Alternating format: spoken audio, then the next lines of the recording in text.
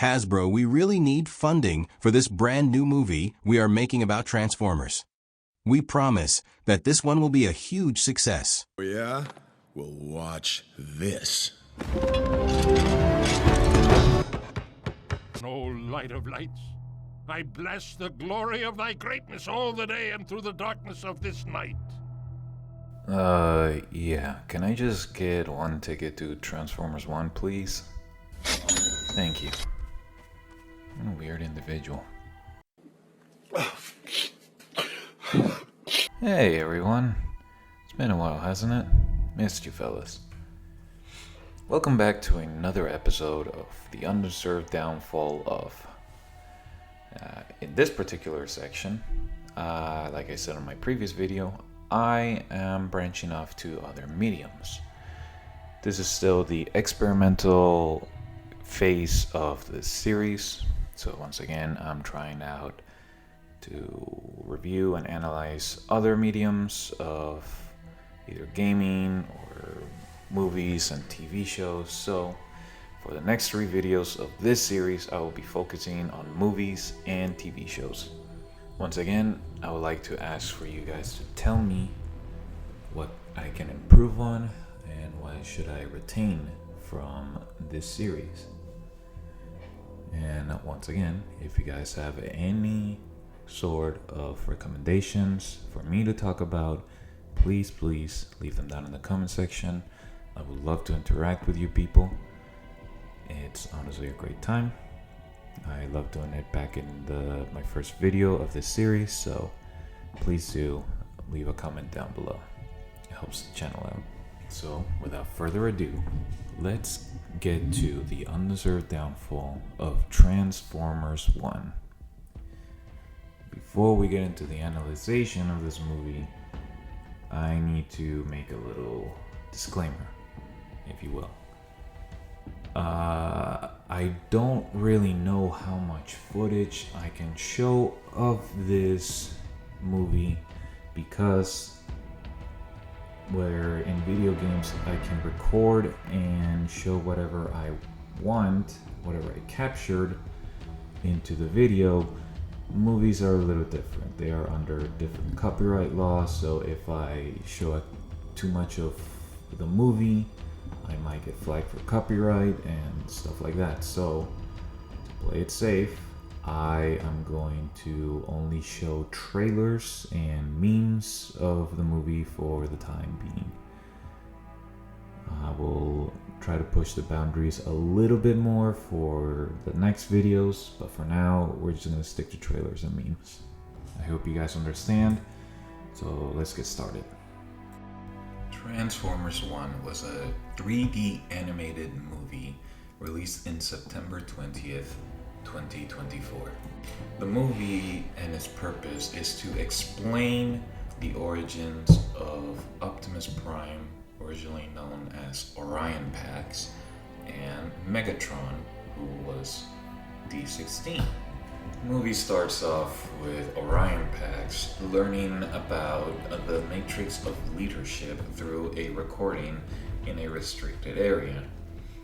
After he gets made fun of being cogless and not being able to transform, he escapes and runs right into his friend D16, who helps him escape the pursuers. After that, the movie does a little bit more world building to show us where these two work, what their relationship is like, with that being Orion Pax giving D16 a Megatronus sticker that he really likes because he's a huge Megatronus fanboy. A cool little tidbit that they put at the very beginning of the movie is how opposite they are of who they will eventually become. For example, Orion Pax is usually the more ambitious and adventurous type, while D16 is the more cautious and contempt type of transformer.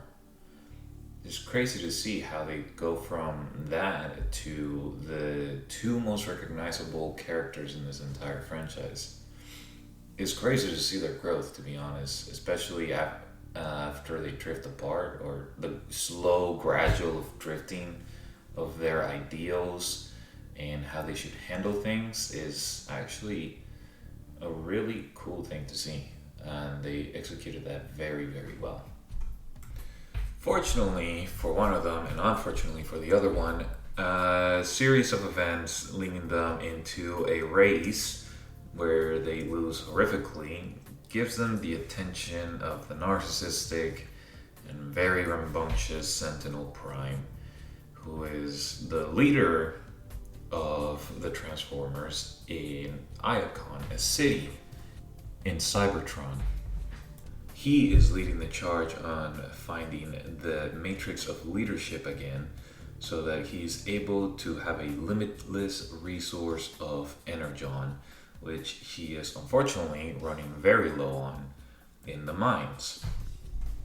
After their meeting with Sentinel Prime, they get kidnapped and yeeted into the lower levels of Cybertron by Darkwing, I think was his name. And it is there where they find Bumblebee. Well, he doesn't really have a name, but they just name him B at the beginning of this. Is there where they find a recording of the location of the Matrix of Leadership. And from there on, they take on the adventure of pure shenanigans and betrayals and deception. Now, the very core of this movie is the relationship between Orion Pax and D16. This is the thing that was advertised the most, so they really, really wanted to drive home the fact that they wanted to tell a compelling origin story of these two characters. So if the movie failed on this aspect, it would have been a travesty. Fortunately for them, they succeeded very well. Their relationship is easily the best part of this movie. It's the backbone, it's what drives the story forward. If it wasn't for the close brotherhood or friendship that they have, they honestly would not have even been in the story of this movie. The story of this movie would not have happened without the relationship of these two characters. The whole reason why both of them were in the race was, one, because Orion Pax wanted to gift this to D16 because he knows how much he really likes the Iacon 5000 races, and two, because Orion Pax wanted to prove to people that cogless Transformers can be just as good as regular Transformers. And that's how they catch the attention of Sentinel Prime, and that's how they keep going into this wonderful adventure. Now, I will say the one thing, well, there's a couple things that I don't like about this movie. One of them being the characterization of Bumblebee. Now, I get it. This is supposed to be an origin movie, origin story for all these beloved characters that we all know from either the 80s TV show or the Michael Bay movies. But man, Bumblebee is just not my cup of tea on this one. He yaps so much. They are trying to have this sort of funny but annoying character and trying to make him endearing. And they completely fail. He's not even funny. He's just annoying. Actually, the only part where I audibly laughed at one of his jokes was in the train scene where he was silent and he looked at the impending doom and he literally, no hesitation, turned his back and ran away as fast as he could. That was the only part where I laughed. It was when he was not even talking and making jokes. Even in serious moments, he tries to be funny, or the writers are trying to make him say something funny, but it just doesn't work. Like, it's not great. He talks way too much. He tries way too hard to be funny, and it just does not work. I get it. I mean, he never once had any interaction with anyone else until now. But my goodness, you could have done this so much better. You could have, honestly, I would have made him an introvert, because think about it. There's this one robot that's been, as long as he can remember, all his life down there in the lower levels of Cybertron. And the one time that he sees regular people, he should honestly not be able to know how to even talk to them. He should be awkward and stuff. And then as the movie slowly progresses on, he can be this like jokey character like he is in the other mediums of Transformers, but still taking things seriously, because that's who Bumblebee is. In any other type, he was serious when he needed to be, but he also was able to make jokes. He was also able to be funny and endearing. But when things got serious, he got serious. And he got things done.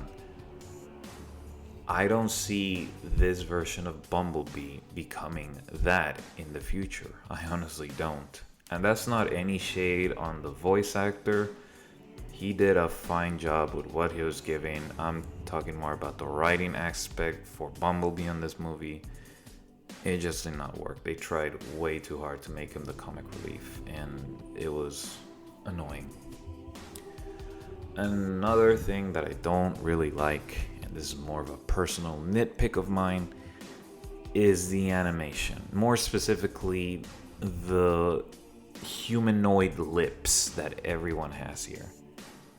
I don't like that at all. I really don't. I rather much have them flat line lips than these humanoid with these busty lips where they look like they're freaking chads all the time. I don't like it. It's weird. It's really weird. So it makes me glad whenever Optimus finally gets his iconic mask, because he finally covers those hideous lips. I don't like the lips in this movie. I'm sorry. It's bad. So yeah, the story is compelling. Is very, very entertaining. The rift that ends in Megatron and Optimus' relationship, ending with them fighting and clashing over their ideals, and with the creation of the Autobots and Decepticons, makes this movie a honestly very fantastic origin story. The way they introduce all these beloved characters one by one, by who they used to be. For example, Starscream, Soundwave, and Shockwave, they weren't bad guys. They were the High Guard. They were the royal soldiers of the Primes. Before, spoiler alert, Sentinel backstabs all of Cybertron and makes a deal with the Quintessence? I can't remember their names, I'm sorry.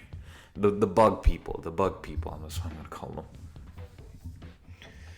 After he makes a deal with that, he kills the Primes, takes Megatronus cog, banishes the High Guard, and he takes all the cogs out of certain Transformers to make them mine Energon for the rest of their lives, so he can keep his position of power and pay off the bug people. Unfortunately, as I stated before, the caves are running low on Energon. So now this man is becoming more desperate in finding the matrix of leadership, while at the same time pushing the miners to their limits by making them work a lot harder. They made a very, very good job to make you hate Sentinel Prime. He comes off as very narcissistic at the beginning of the story, and honestly, when it's shown that he is the reason why things are the way that they are, you just don't really care. You're just waiting and anticipating his downfall by either Optimus or Megatron. And I love how in this movie, not only Optimus and Megatron are divided on how they should deal with Sentinel, the fans themselves were divided on how these characters should deal with him. There were people on the Optimus camp where, yes, he should stand trial and be exposed and be in prison and get justice by being incarcerated forever. There are people who are defending Megatron where, yes, he should have died for what he did after lying for however many years and still using that deception to stay in power. Yeah, people were defending Megatron.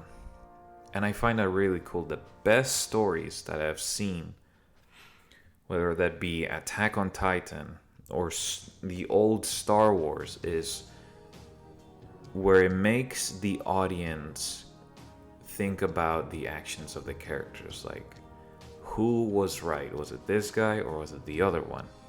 Because both make a very good point on how they should handle things. But it's up to the audience to decide whether they are right or not.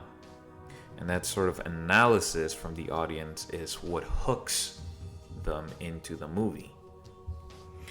The entire third act is the struggle between what should they do with Sentinel, which ends in the clash between Optimus and Megatron, ending with Optimus banishing Megatron and the High Guard to the outskirts of Cybertron, while he takes whatever is left of Iacon and creates the Autobots.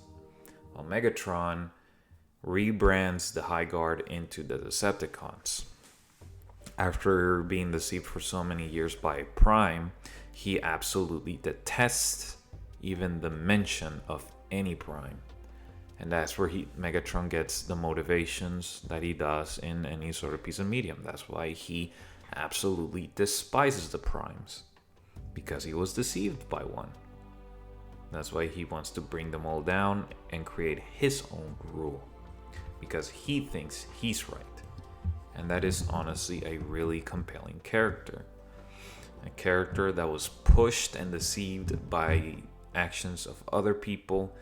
He was pushed to the edge, and now he has this very extreme view that this is what needs to be done, and I'm going to be the one that does it. And that's super good. And the voice actor for Megatron, Brian Tyree Henry, sells this character very well. Megatron in this movie is easily my favorite character, simply because of one, the voice acting, which is absolutely phenomenal. Huge props for Brian Tyree for that role. He is a great actor. Not only for that, but for the compelling arc that his character goes through. He's simply the best part of the movie. And yeah, all things considered, if this movie did succeed, we wouldn't be talking about it right now in this show.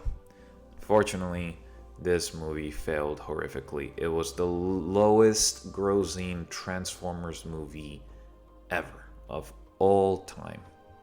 It failed horrifically at the box office.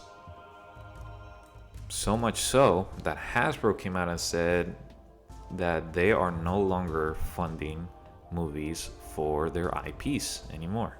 So what did happen? How did this very personal yet incredible story of two brothers becoming enemies failed so badly? A couple reasons, actually. A couple that people are actually hugely agreed upon are the downfall of this movie. One being the rare marketing that this movie got, and two, the overall fatigue for the Transformers IP. Hi, Future Final Diamond here. There is actually a third reason as to why this movie failed, and that is the competition that they had. Now, back in 2024, they had some pretty heavy hitters in sort of animation movies.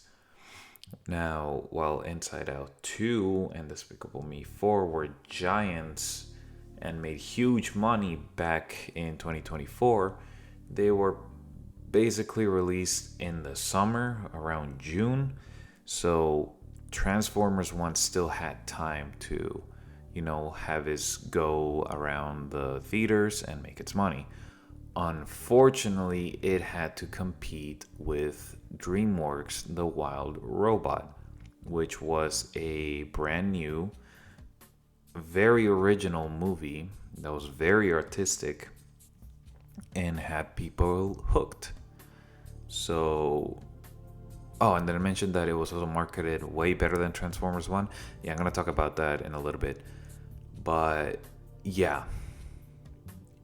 It was fighting an uphill battle with a brand new original film that people have never seen before. And that also led to its downfall. So, yeah, just wanted to put that in real quick. The Wild Robot also played a factor into the downfall of this movie. Now, to get to the marketing side of things, the trailer sucked. Let's get this out of the way. The trailer sucked. They were just weird, not really well edited enough to hype up the audience to go and see this movie. And they barely got any trailers for this movie to begin with. They rarely advertised it for whatever reason. I don't know why they did that. This movie overall only had 3 trailers as a whole. No TV teasers, no TV spots, no teasers, no nothing, just an announcement, 3 trailers within months apart of each other, and that's it. Usually movies get a bunch of trailers, a bunch of marketing, like toy deals, TV ads, like TV spots, and even teasers to announce the project. Like, the music choices were weird. I don't think they really fit what they were trying to convey to the audience. They would straight up show you a huge chunk of very important story beats, like the twist of Sentinel making deals with the bug people. That was in the trailer. But also Optimus and Megatron slowly becoming enemies. Like, they would show the story beats that change the characters' motivations and are considered very huge plot points from the movie, and they would show them in this 3 to a minute trailers just so they can scramble whatever they have to somehow hype up people. And that honestly did not work out for them, clearly. The low advertisement that this movie got was honestly insane. Like, even the toy deals that they got, like, usually when a movie gets hyped up and is for kids, they would usually partner with McDonald's, which is a huge collaboration, because McDonald's is basically everywhere and is one of the most recognizable fast food industries in the world. So if you get a deal with them to hype up your movie, you can catch a pretty good family audience into your theaters. Unfortunately, they didn't do that.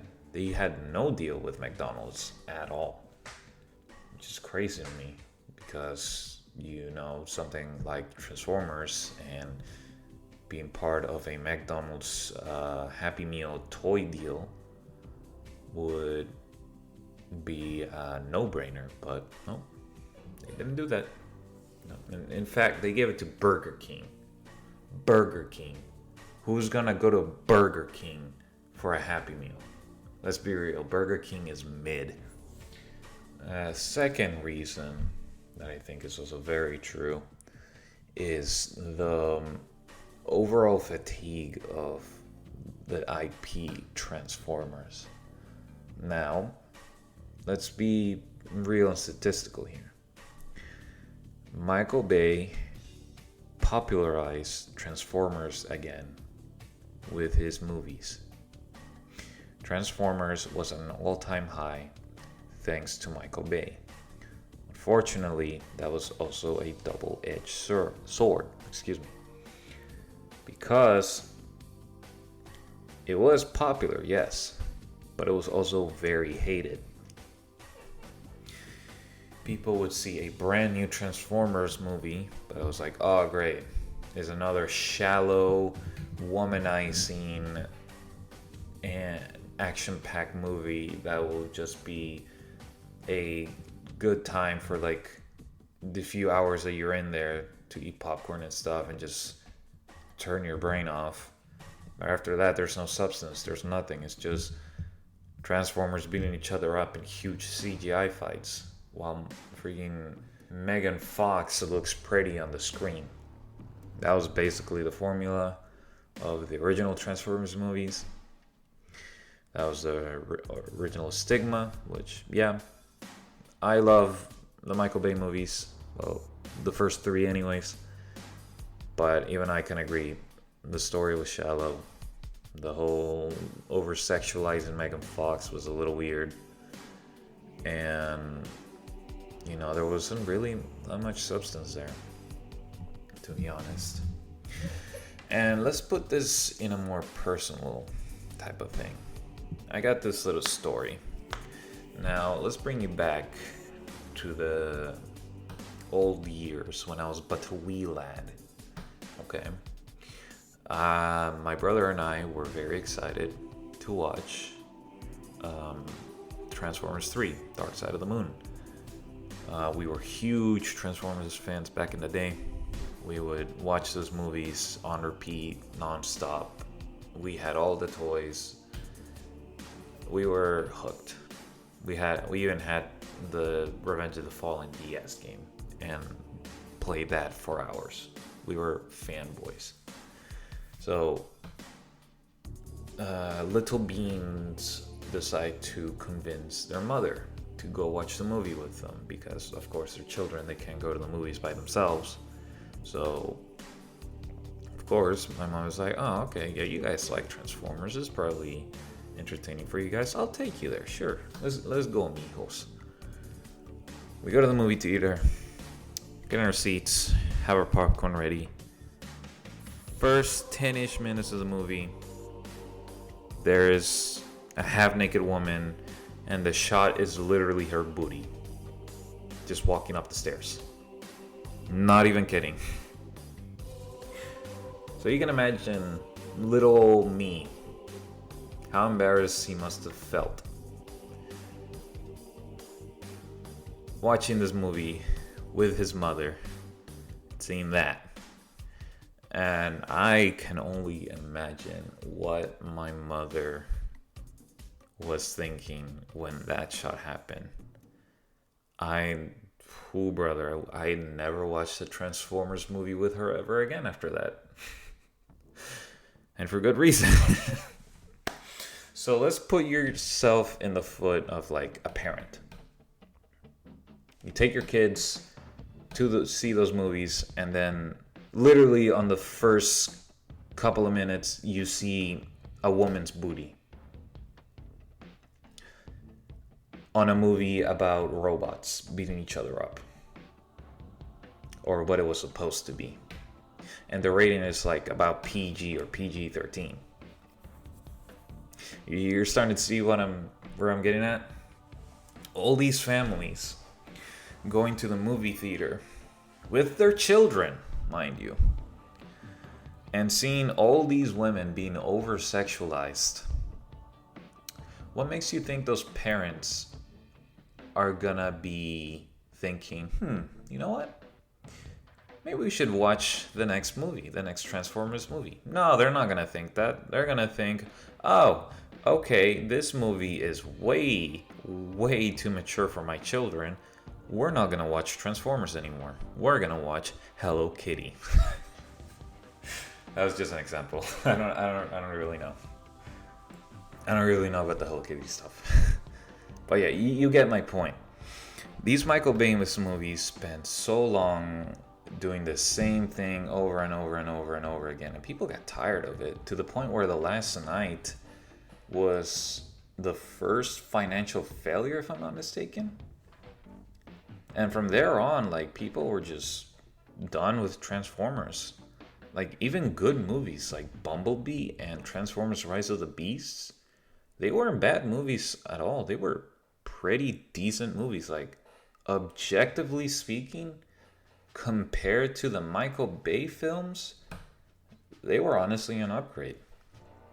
But guess what? People didn't watch them because of the stigma that Transformer has with the Michael Bay films. So they failed financially. And now here comes a brand new Transformers movie that also has to deal with that stigma and is also barely being advertised. How do you think that would go? Not well. Not well. And as we saw with the numbers, Transformers 1 was a total failure. And I hate to say that because that movie was incredible. It is by far, in my opinion, the best Transformers movie of all time. It does the characters well, for the most part. The story is great. The action is fantastic. The animation, aside from the lips, is very good. And, you know, when the movie decides to be funny, for the most part, it is very funny. So yeah, Transformers is looking very grim. Its future not very bright at all. After the announcement of Hasbro cutting all funding for any sort of movie projects of their IPs, I don't think we're gonna see a new Transformer movie or even game or animated TV show in a very long time, and that sucks. That really sucks. As someone who grew up with Transformers, yeah, it's sad to see that. But hey, numbers speak. And they spoke to Hasbro saying, this is not worth our time or our money, so we're not gonna fund this anymore. And that's that. It sucks, but what can you do? So yeah, that is the undeserved downfall of Transformers 1. A movie that was fantastic, but had to deal with bad reputation from previous movies and really, really bad and very shallow advertising. Whenever there was advertising to begin with. Thank you guys so much for watching. I really, really do hope you enjoyed this episode of Undeserved Downfall, because this is me trying something new. I never really did any sort of movie stuff on this channel before. I'm just experimenting at the moment. So, you know, once again, please tell me what I can improve upon from this video and what should I sustain from this video for my next project. I have some stuff lined up for this year before I go and deploy. So yeah, I hope you guys stick around because I'm not done yet. I hope you all have a blessed day and or night, and I will see you all later. Goodbye.